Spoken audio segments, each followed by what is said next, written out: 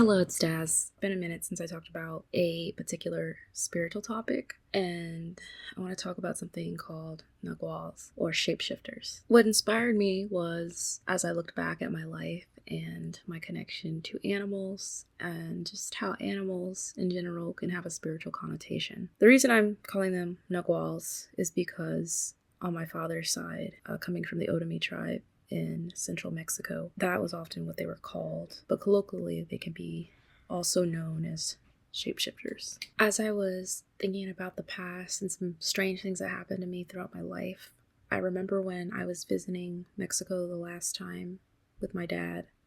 I was only 12, and I remember we were at the local market, and there was this large brown dog that was on the other side of the road, and everyone in the market was backing away from it, or they weren't looking at it, and my dad told me, don't look at that dog. And I thought it was weird, because why be afraid of a dog?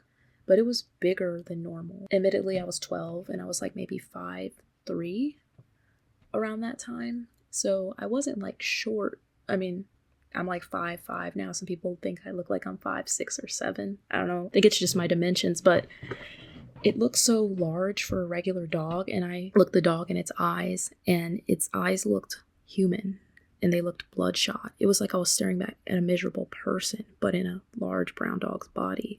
And to this day, I believe that it was probably a shapeshifter or Nagual, and it comes from the Volatile language, which I don't speak. My dad actually speaks the dialect, so if I'm butchering these words, I'm sorry. I don't speak Spanish either, although if I hear it, I can pick up on a lot of it, but I'm not fluent at all. I do think like sometimes when I've been to certain towns or cities, there have been animals that seem like your everyday animals, and there's been animals that act abnormally, either like they're possessed or they almost have like the soul of a person inside of them.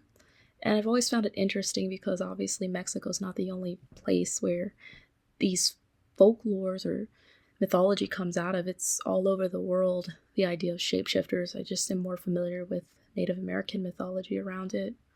And even as I've mentioned, when I would go out to the mountains out west, since I've worked out there a lot and lived out on the West Coast as well as the Midwest the majority of my life, I even had a little short time on the East Coast and the South, I just always felt like I had a connection with ravens and crows. At first I was terrified of them, because when you grow up and people tell you like they eat the dead and they're always in horror movies, you think, oh my god, the cause some kind of morbid thing. But then I started to look at them more from the lens of the fact that God used the ravens to feed Elijah, and I started to look at them more as God's provision, and the way I see they live and the way they always eat and everything. I actually like seeing their presence when I'm out in the mountains or in a place in nature, because usually the land around is just so beautiful, but there's been times with the birds where I've been outside and they've just landed so close, even when I didn't have any food on me, or it felt like as I was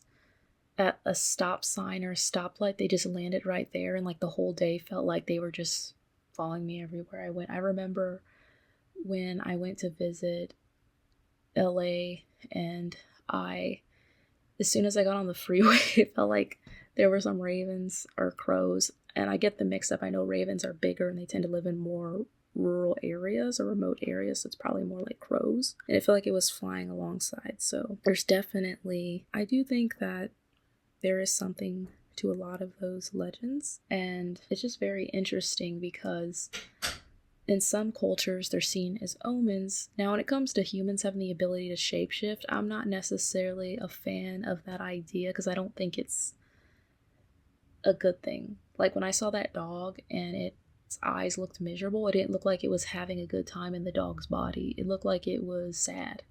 And like there are stories out of Mexico of lechuzas, or like women who make a deal with the devil. They're basically like witches / vampires, and they're able to turn into these large owl like birds or like turkeys, and they are able to detach their legs and to go out and drink blood. But there's other legends out there as well similar to that, and whenever I hear stories like out of the Caribbean, for instance, because on TikTok there's a lot of people who share the folklore out of their different cultures, and I get a lot of story time sometimes out of the Caribbean as well, like in Haiti, when they talk about some people who are able to shapeshift, or people that like get trapped in an animal's body.